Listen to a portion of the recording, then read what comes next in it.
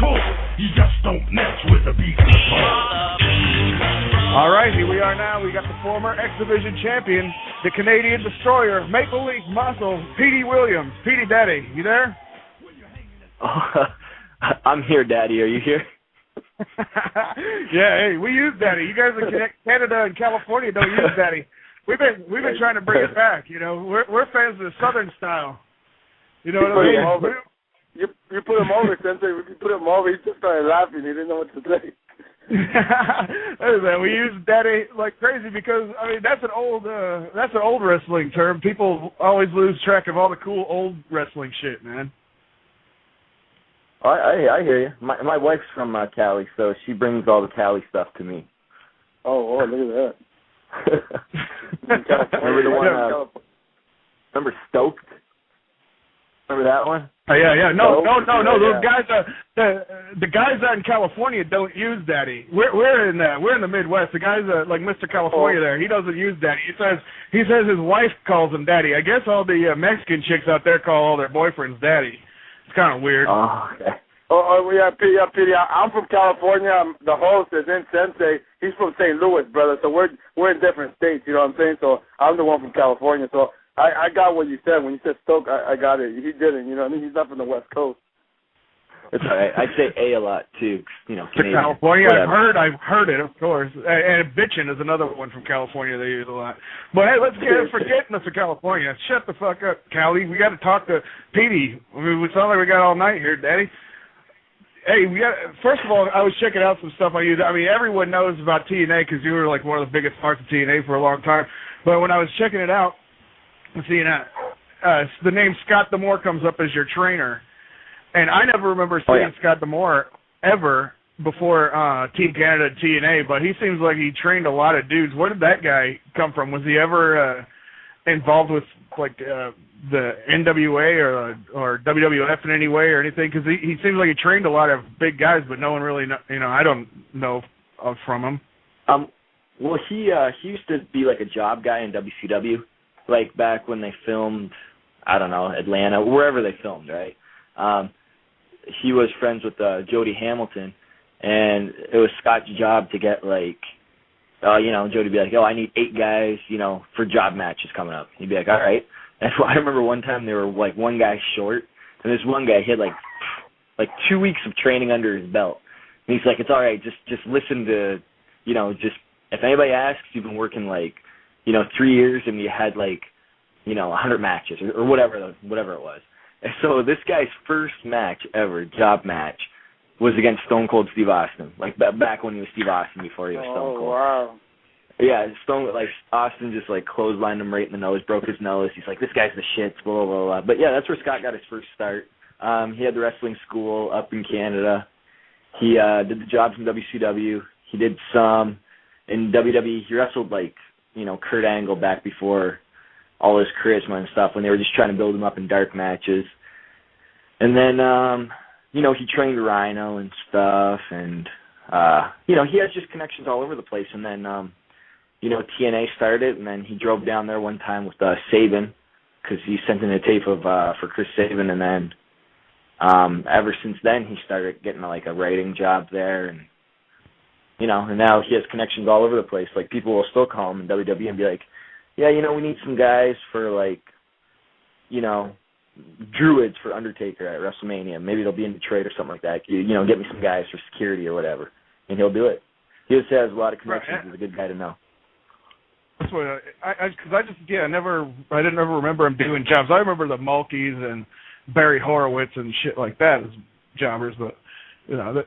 Oh no, he was just like a no-name jobber. He wasn't like a popular jobber like Barry Horowitz and stuff. Yeah. So that's cool. So I'm assuming that's since you knew him, he was like, dude, we got this badass dude that's coming out of my school or whatever, Petey Williams. Why don't you bring him down? Is that how you got into TNA? I'm assuming.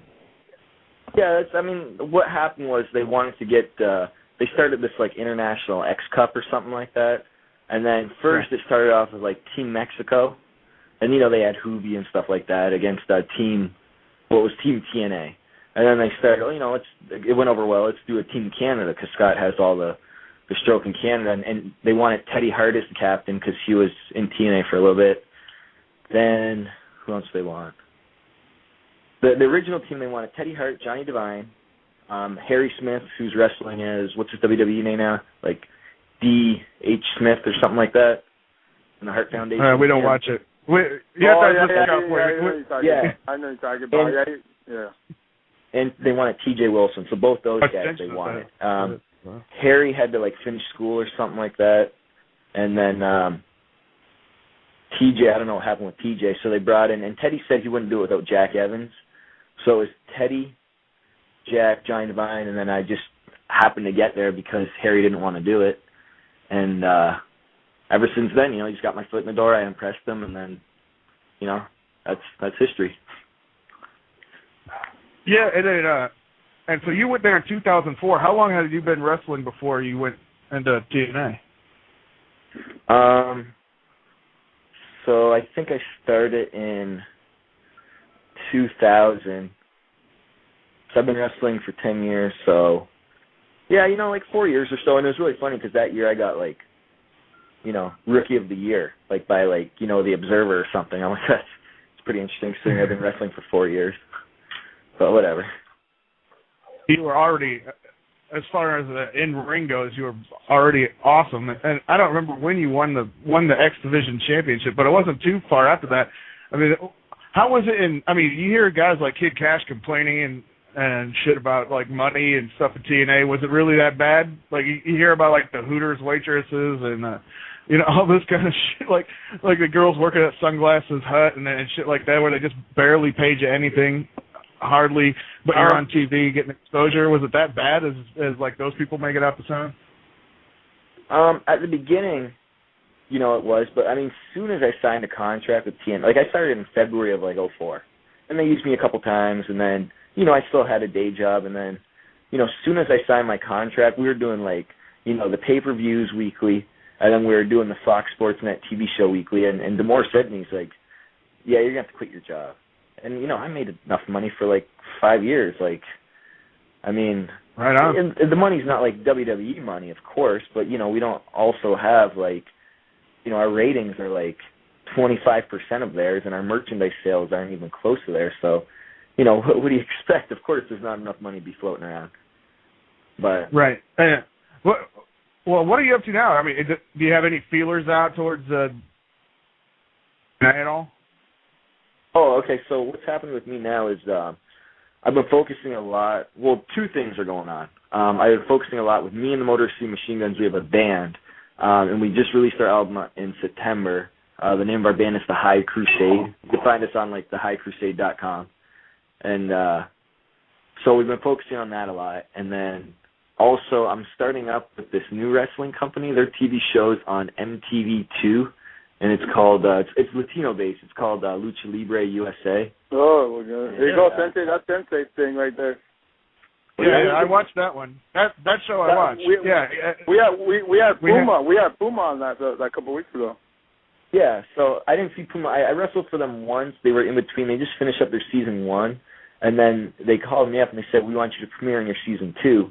So they flew me down to Charlotte, and they drew pretty well. They had 2,000 people there. I know Ring of Honor ran right down the street, literally a couple miles away, and Ring of Honor only drew their normal, whatever, between 500 and 800. But I was amazed. They have a lot of I don't know, they have a big fan following or whatever. So it was supposed to be the start of season 2, but something happened where they put the show on a hiatus or whatever. So I thought nothing of it. I didn't think they would ever come back. But then I got a call from them just on Tuesday, 6 days ago, and they're like, yeah, we're starting up, filming starts. They have a facility kind of like the Impact Zone in Orlando, but they're going to be filming in Albuquerque, New Mexico every, I don't know, twice a month, once a month, whatever it is. And that starts, the filming is December 12th, so I don't know when they're actually going to air the first episode. So that's what I'll be in. I won't ruin it for you, but whatever. I'll be on the show. I'll be on the show. Don't do it. Don't do it. Covering his ears down. Don't do it. Don't do it. Yeah. Yeah. I mean, who knows? I'm hoping something happens.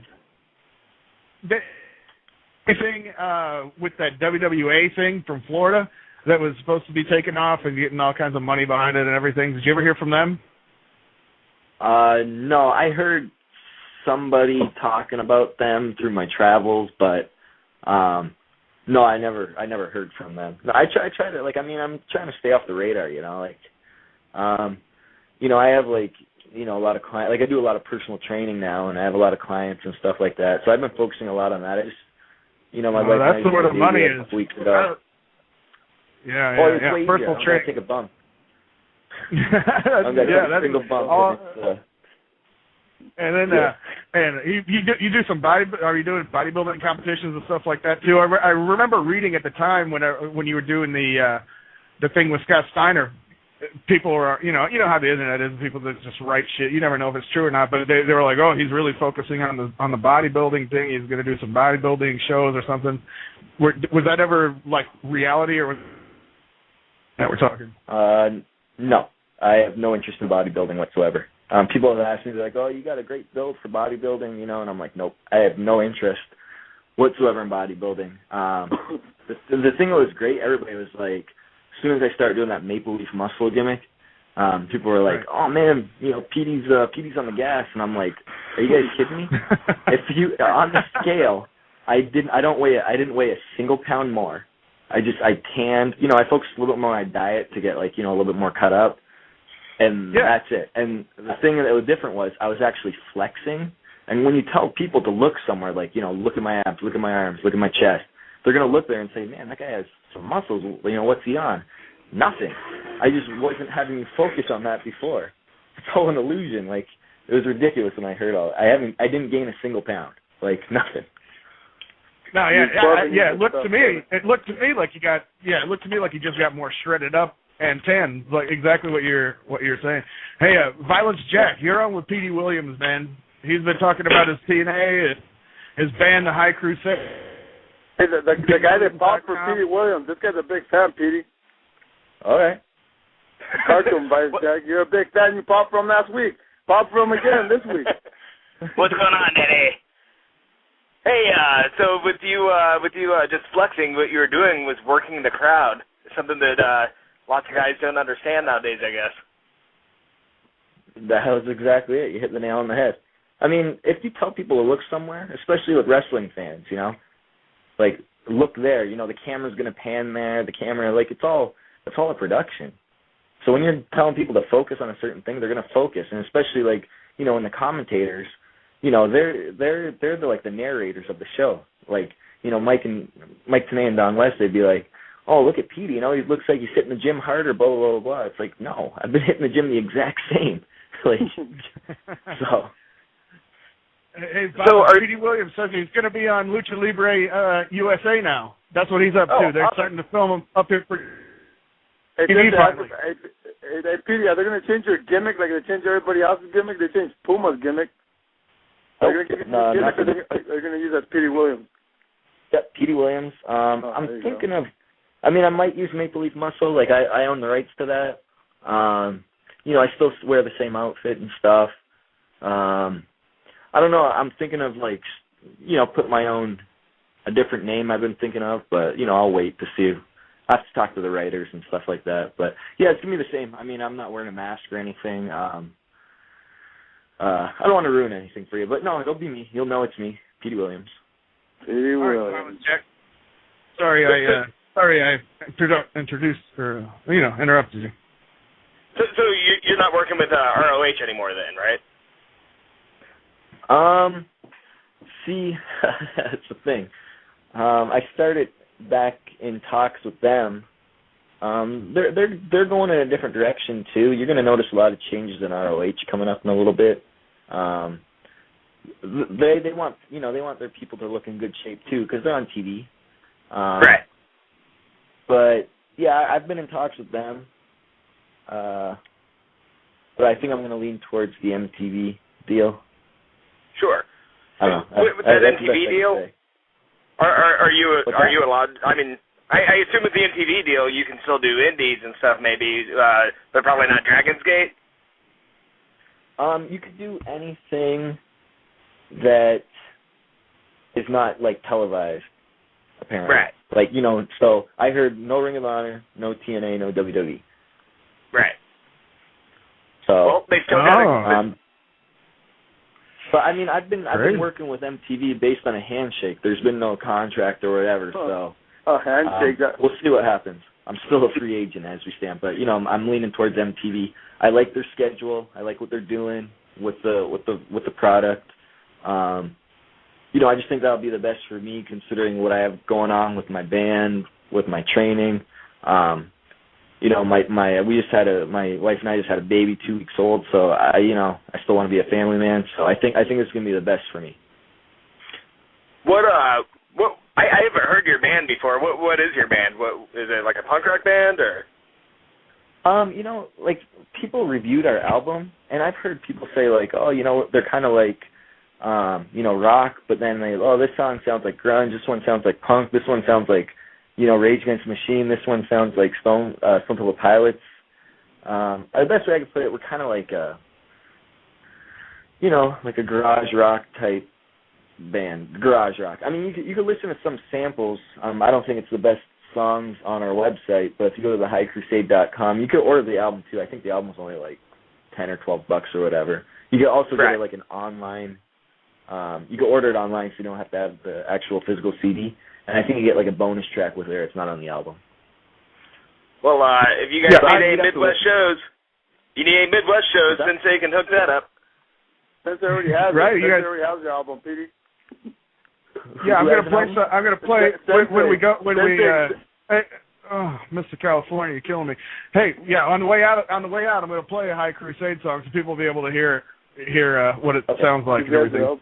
But yeah, I mean, it's a lot different than like a lot of like, I mean, if you like think of wrestlers that do band, like you think of like, I don't know, like Macho Man's rap album and, you know, John Cena and Chris Jericho and stuff like that. Honestly, like if we weren't wrestlers and you didn't know we were wrestlers and you're listening to this music, you'd actually like the music.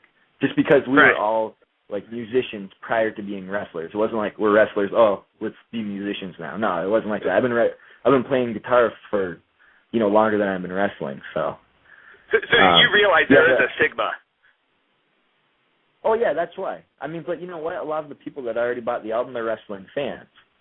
Right. And, I mean, we literally play, like, we've only played, like, 2 shows just because our, you know, with the Machine Gun schedule, our schedule, the other guys in the band schedule, like, we barely have time to ever meet up. Like, we literally go in the studio, record the stuff, you know, practice a couple times.